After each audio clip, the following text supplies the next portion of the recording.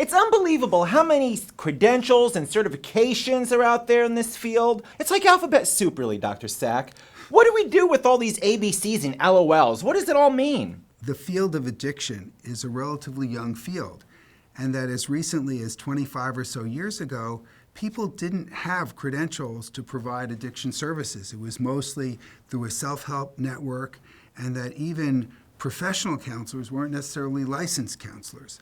And so all of this alphabet soup you're talking about has really come about in the last 25 years. So some people I've noticed have 2 or 3 after their name. Are they just showing off? What's the deal with that? A person could be licensed to provide therapy or counseling, but it may not be specific to addiction medicine. So sometimes they have more than one credential because they want you to know that in addition to being a licensed therapist, they have special expertise in the area of drug and alcohol dependency. Oh. LMFT? But LMFT stands for Licensed Marriage and Family Therapist.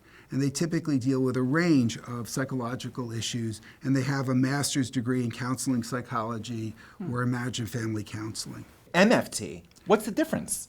So an MFT would be someone who completed the education but may not have completed the requirements for licensure. So to get licensed, you typically have to have about 2 years of supervision and clinical hours before you can actually take a test, which then allows you to become licensed. Oh, goodness. PhD? What? Now, why would I want a philosopher to tell me about my life? You know, what is this? Yeah. You think, therefore you are? I mean, it's just so stupid. This PhD is a PhD in psychology, and that's the most advanced degree you can have that's not medical, that usually requires 4 years of graduate school and a couple of years of interning before you can be licensed as a clinical psychologist. This is all extremely helpful because I'm just a babe in the woods when it comes to all this. Yeah, look, CSAT? Okay. What is... That's a certified sexual addiction therapist. What? There is an organization that came about to certify that people have specific training and education in the ability to treat people with sexual addictions. Oh, wow. Okay. What's this? CADAC. CADAC? CADAC.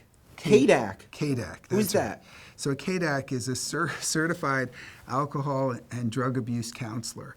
And that's a certification program, not a licensure, where you have to go through a program that usually lasts for about a year, and then you have to get a certain number of supervised hours.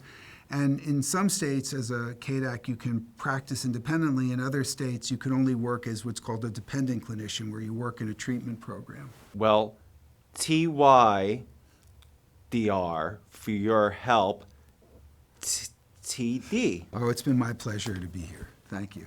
Hey, if you want to learn more about what all these abbreviations mean, please visit Addiction.com. Also, are you looking for an addiction specialist in your neighborhood? Well, then visit Addiction.com.